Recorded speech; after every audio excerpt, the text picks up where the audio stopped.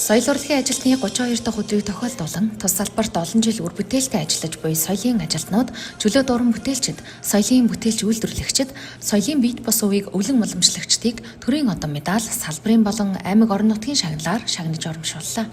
Соёлын салбарынханд баяр хүргэж Дархуул аймгийн иргэдийн төлөөлөгчдийн хурлын дарга Янжмаа, соёл урлаг аялал жуулчлал залуучуудын газрын дарга соёл эрдэнэ нар шагналыг гардуулаа өглөө.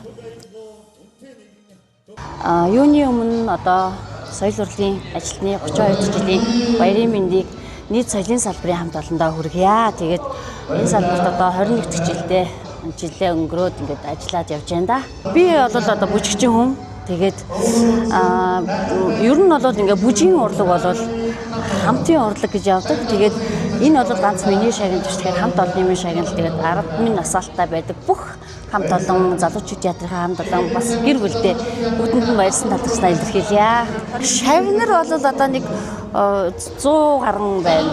За тэгээд ерөнхийдөө манайх бол бид нар бол дараагийнхаа яг үеэ бэлдэх зорилгоор ингээд бүжгийн урлагт хүн болгоныг дуртай болгоё. Тэгээд дээрэс нь соёл урлагийг хүн болгон мэддэг, ойлгодог, хүндэлдэг, хайрладаг.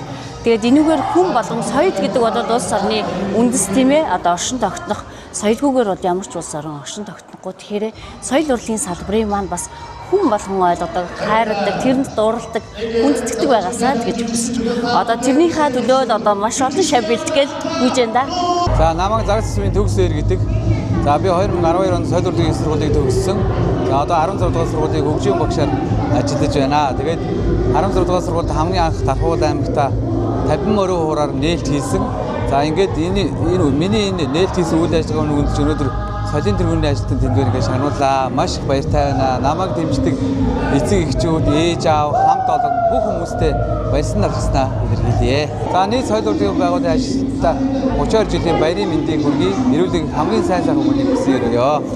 Би бол Орхон сумд ажиллаж энэ Баруун аймгийн Утан мийлэг биелэн нэгдүгээр, хоёрдугаар бас тэр Орхон сумынхаа урлагийнхаа хамт олондоо баяр хүргэж бас тэд нар надыг урьж авч очиж за тэр урлагийн янз янзын тэмцээнд оруулна.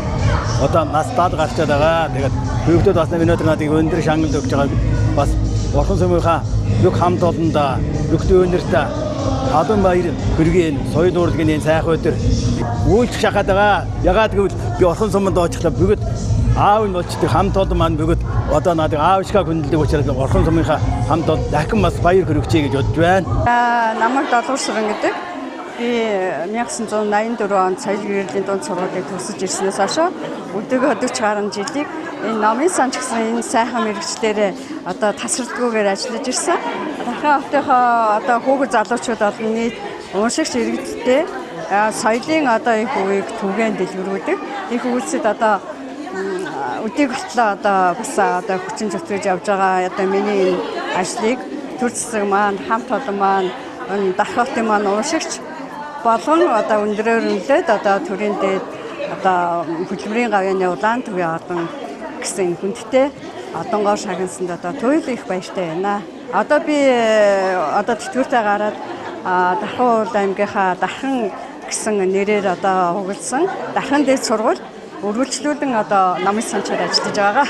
Оюутан залуучууд, эрдэмтэн, доктор, багш нарынхаа дунд ер нь бол бас гараад салбар маань ажиллах хамт олон маань бас хамт олонны маань тоо бас нэмэгдээд ерөнхий боловсролын сургууль Төв номын сангийн хамт олноос гадна ерөнхий боловсролын сургууль, ихтэй сургуулийн номын санч нартайгаа бас хамтарч их олон сайхан ажлуудыг бас цаашдаа их ажиллах урам зориг өгөөд ингээд ажиллаж байна.